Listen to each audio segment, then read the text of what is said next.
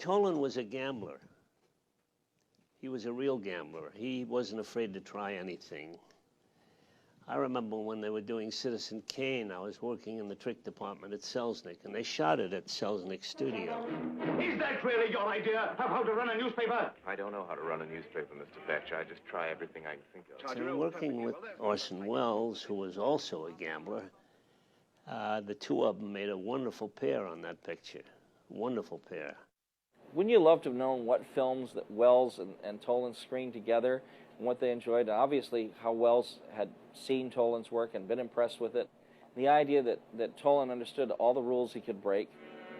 No public man whom Kane himself did not... I mean, the film that opens up with a send-up of the March of Time newsreel, and I mean, it is done with such loving detail. I mean, in terms of textures and contrasts and dupes and scratching film intentionally and all this. I mean, what a wonderful time they had to have sitting around there thinking up all of the different things that they were going to do in that film. They must have had a very good trust for one another, because a director has to kind of embrace their DP to let them go, and what Toland contributed is so amazing to that film, you know, the deep space and the camera blocking. It takes a certain kind of director to want to put up with being that demanding on their actors. That's complete choreography of acting to camera. By having the deep focus, he was able to give Orson a lot more leeway in how he moved his actors and staged the scenes and freed him up. I think that was a tremendous contribution that Greg gave to the film. Be careful, Charles. Kane. Pull your muffler around your neck, Charles. Kane, I think we shall have to tell him now.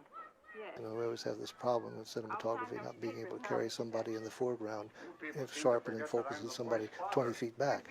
And Greg had for a number of years been working on new lenses, faster lenses, that would allow him to pour more light in and stop down and get a greater depth in these scenes. And that's one of the things I think that gave Citizen Kane the kind of dynamics that it had, extraordinary dynamics compared to other films at the time.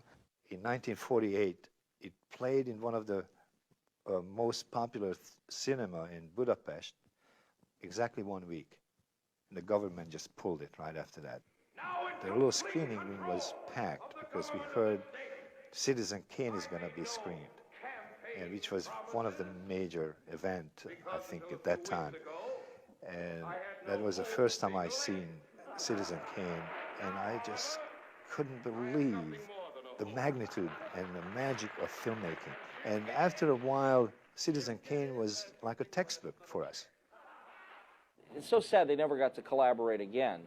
And Welles' regard for him is expressed very plainly in the end title card of the film, where Welles shared his title card with Toland.